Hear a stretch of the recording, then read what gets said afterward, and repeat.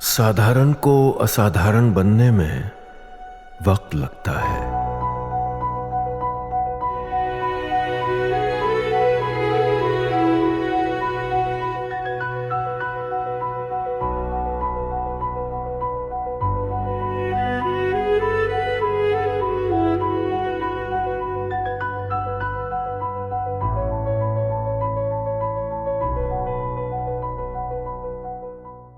से डरते थे कि अगर पेंटिंग डेंट हो गई तो मकान मालिक को ही अपराधी उठा ले जाते थे। सुनिए पीएम मोदी। इधर पीएम मोदी ने आरजेडी राज में फैली अराजकता और भ्रष्टाचार का जिक्र किया। उधर भ्रष्टाचार के केस में लालू यादव के लिए बुरी खबर आ गई। आरजेडी सुप्रीमो लालू यादव को चुनाव से ठीक पहले सुप्रीम कोर्ट ने झटका दे दिया। लालू यादव ने लैंड फॉर जॉब स्कैम में सुप्रीम कोर्ट में याचिका दाखिल की थी। लालू यादव ने सीबीआई की एफआईआर को रद्द करने और ट्रायल को रोकने की अपील की थी कि सर रोकिए, ये लोग गलत काम कर रहे हैं। सुप्रीम कोर्ट ने लालू यादव को झटका देते हुए मामले पर स्टे लगाने से इनकार कर दिया। हालांकि सुप्रीम कोर्ट ने लालू यादव को इस मामले में कोर्ट में पेश होने से छूट दे दी। सुप्रीम कोर्ट ने दिल्ली हाईकोर्ट से कहा है कि वो एफआईआर रद्द करने वाली लालू की याचिका पर तेजी से सुनवाई करे। 29 मई को दिल्ली हाईकोर्ट ने कहा था कि लालू के खिलाफ कार्रवाई रोकने का कोई ठोस कारण नहीं है। यानी लालू यादव को पहले हाईकोर्ट से झटका लगा था, अब सुप्रीम कोर्ट से भी लग गया। नौकरी के बदले जमीन का मुद्दा बिहार चुनाव में फिर से उठ रहा है। लालू यादव को उम्मीद थी कि सुप्रीम कोर्ट कार्रवाई पर रोक लगा देगा तो हम कहेंगे कि देखो सुप्रीम कोर्ट से राहत मिल गई, लेकिन सुप्रीम कोर्ट से तो लालू यादव को झटका लग गया। आज पीएम मोदी ने मोतिहारी की रैली में इसी मुद्दे पर लालू यादव पर निशाना साधा। बिहार को लेकर अक्सर इंडी गठबंधन यह माहौल बनाता है कि नीतीश कुमार कभी भी पीएम मोदी का साथ छोड़ देंगे, पलटी मार देंगे। चुनाव के सीजन में तो ऐसी अफवाह बहुत उड़ती रहती, लेकिन पीएम मोदी के हर बिहार दौरे पर उनकी और नीतीश कुमार की जबरदस्त केमिस्ट्री की तस्वीरें विपक्ष के अरमानों पर कैंची चला देती। इस बार भी यही हुआ। मंच पर पीएम मोदी और नीतीश कुमार की बढ़िया बॉन्डिंग दिख रही थी। बिहार के लिए पीएम मोदी जो जो कह रहे हैं उसके लिए नीतीश कुमार ने मंच से उनकी तारीफ भी की। पीएम मोदी के बिहार आने से इंडी गठबंधन की नींद उड़ गई है। आज सुबह से ही इंडी गठबंधन के नेता पीएम मोदी पर निशाना साध रहे हैं। लालू यादव ने सोशल मीडिया पर लिखा कि झूठ बोलने प्रधानमंत्री बिहार आ रहे हैं, क्या आप झूठ सुनना पसंद करेंगे? वहीं तेजस्वी यादव ने कहा कि प्रधानमंत्री जी वादे के अनुसार बिहार में एक चीनी मिल तक नहीं खुलवा सके, बाकी उद्योगों की अपेक्षा ही बेकार है। सब कुछ तो प्रधानमंत्री जी गुजरात ले गए, बिहार को तो सिर्फ जुमले देने आते हैं।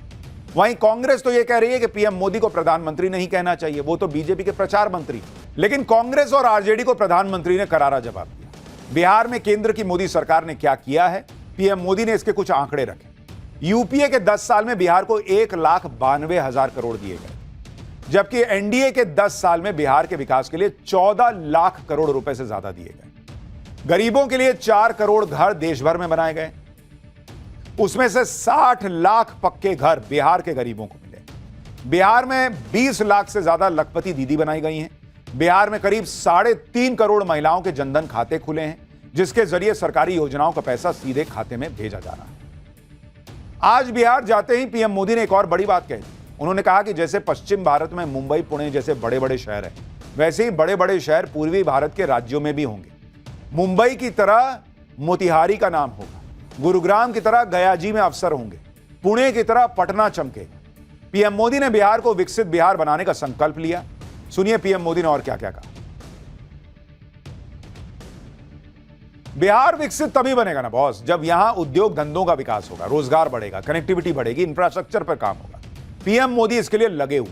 आज भी पीएम मोदी ने बिहार में इंफ्रास्ट्रक्चर और कनेक्टिविटी को बढ़ाने के लिए 7,000 करोड़ रुपए से ज्यादा की सौगात दी। पीएम मोदी ने बिहार के मोतिहारी से 4 नई अमृत भारत ट्रेनों को हरी झंडी दिखाई।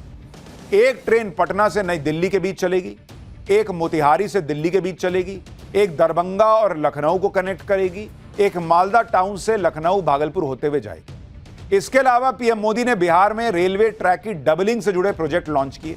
हाई स्पीड ट्रेन दौड़ सके, इसके लिए ट्रैक को अपडेट किया जा रहा है। बिहार रेलवे के अलावा सड़क के जरिए कनेक्टिविटी को बेहतर करने के प्रोजेक्ट भी लॉन्च किए गए, जिससे ट्रैवल टाइम कम होगा। पीएम मोदी ने आज जिस अमृत भारत ट्रेन को हरी झंडी दिखाई, उसकी भी एक झलक आपको दिखाता हूं। यह चमचमाती ट्रेन पटना से दिल्ली के बीच चलेगी और इसमें जनरल और स्लीपर क्लास के कोच होंगे। यह एक्सप्रेस ट्रेन खास तौर पर मिडिल क्लास और लो इनकम फैमिली के लिए है। यह ट्रेन मैक्सिमम 130 किलोमीटर प्रति घंटे की रफ्तार से दौड़ सकती है। लोग बिहार से दिल्ली आते रहते हैं, ऐसे में यह ट्रेन बिहार के लिए तोहफे से कम नहीं है। अमृत भारत ट्रेन का इंटीरियर पुरानी ट्रेनों से बिल्कुल अलग है। इस ट्रेन में सुरक्षा का भी खास ध्यान रखा गया। बिहार में पीएम मोदी चुनावी नैरेटिव सेट कर रहे हैं, विरोधियों पर हमले कर रहे हैं, लालू यादव और उनके परिवार के घोटालों का जिक्र हो रहा है। दूसरी तरफ इंडी गठबंधन में बवाल मचा हुआ। लैंड स्कैम में रॉबर्ट वाड्रा के खिलाफ ईडी ने बड़ा एक्शन ले लिया है, उनके खिलाफ चार्जशीट फाइल कर दी है। चार्जशीट में रॉबर्ट वाड्रा समेत 11 आरोपियों के नाम हैं। पीएमएलए कानून के तहत दिल्ली के राउज एवेन्यू कोर्ट में चार्जशीट दाखिल कर दी गई है। चार्जशीट शिकोपुर लैंड स्कैम से जुड़ी हुई है और मनी लॉन्ड्रिंग का केस है। सूत्रों के मुताबिक ईडी ने इस मामले में रॉबर्ट वाड्रा की 43 संपत्तियों को अटैच किया है। यह मामला गुरुग्राम के शिकापुर गांव में 3.53 एकड़ जमीन की खरीद में धोखाधड़ी से जुड़ा है। यह जमीन साल 2008 में रॉबर्ट वाड्रा की company Skylight hospitality private limited ने खरीदी। इसके बाद इस जमीन पर कमर्शियल कॉलोनी के विकास के लिए लाइसेंस मिला, लेकिन कंपनी ने इसे डेवलप ही नहीं किया। आरोप है कि जमीन के लिए कमर्शियल लाइसेंस हासिल करने के लिए रॉबर्ट वाड्रा ने अपने प्रभाव का इस्तेमाल किया। उस वक्त हरियाणा में कांग्रेस की सरकार थी। वाड्रा की कंपनियों के खाते में सिर्फ 1 लाख रुपए थे, लेकिन करोड़ों का जमीन सौदा कर लिया। इसके बाद 7.5 करोड़ में खरीदी गई जमीन को सितंबर 2012 में डीएलएफ को 58 करोड़ में बेच दिया गया।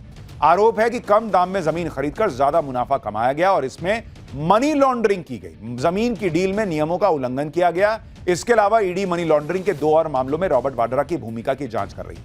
इसमें एक यूके बेस्ड आर्म्स कंसल्टेंट और भगोड़े अपराधी संजय भंडारी से जुड़ा मामला है और दूसरा राजस्थान के बीकानेर में लैंड डील से जुड़ा। रॉबर्ट वाड्रा के ऑफिस की तरफ से कहा गया है कि अभी कोर्ट ने इस चार्जशीट का संज्ञान नहीं लिया है। यह चार्जशीट राजनीतिक बदला लेने की साजिश है। रॉबर्ट वाड्रा के खिलाफ चार्जशीट दाखिल हुई तो राहुल गांधी भड़क गए। राहुल गांधी ने सोशल मीडिया पोस्ट किया और लिखा कि उनके जीजा जी को पिछले 10 सालों से यह सरकार परेशान कर रही है। यह आरोप पत्र उसी साजिश का एक और हिस्सा है।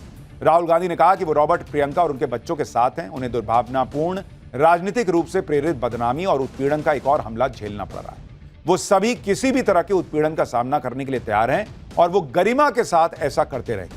आखिरकार सच्चाई की जीत।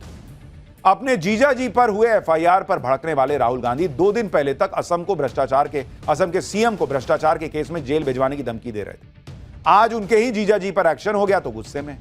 सुनिए 2 दिन पहले राहुल गांधी कैसे असम के सीएम हेमंता बिस्वा शर्मा को जेल भेजने की खुद बातें कर रहे हैं। राहुल गांधी इधर अपने जीजा रॉबर्ट वाड्रा के बचाव में पोस्ट कर रहे हैं, उधर कांग्रेस के एक और नेता मुश्किल में फंस गए। छत्तीसगढ़ के पूर्व मुख्यमंत्री भूपेश बघेल के खिलाफ भी ईडी की जांच चल रही है। शराब घोटाले में मनी लॉन्ड्रिंग के मामले में आज ईडी ने भूपेश बघेल के घर कई ठिकानों पर छापेमारी की। छापेमारी के बाद ईडी ने भूपेश बघेल के बेटे चैतन्य बघेल को गिरफ्तार कर लिया। चैतन्य बघेल को भिलाई से ईडी ने गिरफ्तार किया, जहां पर चैतन्य अपने पिता भूपेश बघेल के साथ रहते हैं। ये चैतन्य बघेल को आप देख रहे हैं। चैतन्य बघेल को जब ईडी की टीम अरेस्ट करके ले जा रही थी तो भूपेश बघेल के समर्थकों ने हंगामा किया। ईडी की गाड़ियों को घेर लिया गया। पुलिस और सुरक्षा बल को बघेल समर्थकों को कंट्रोल करने में खासी दिक्कत का सामना करना पड़ा। इस दौरान ईडी के खिलाफ जमकर नारेबाजी हो रही थी। देखिए वहां क्या माहौल बन गया। भूपेश बघेल के बेटे को जिस मामले में ईडी ने अरेस्ट किया है उसके बारे में आपको बता देता हूं। ईडी के मुताबिक छत्तीसगढ़ का शराब घोटाला 2019 से 2022 के बीच हुआ। उस समय छत्तीसगढ़ में कांग्रेस सरकार थी और भूपेश बघेल मुख्यमंत्री थे। 3 साल तक आबकारी नीति के तहत शराब की पेटियों में हेराफेरी की गई। ईडी के मुताबिक 40 लाख देसी शराब की पेटियों का कोई हिसाब ही नहीं है। ईडी का आरोप है कि शराब घोटाले में सरकार को 2161 करोड़ का नुकसान हुआ। ईडी का कहना है कि शराब घोटाले का पैसा चैतन्य बघेल को भी मिला। इसी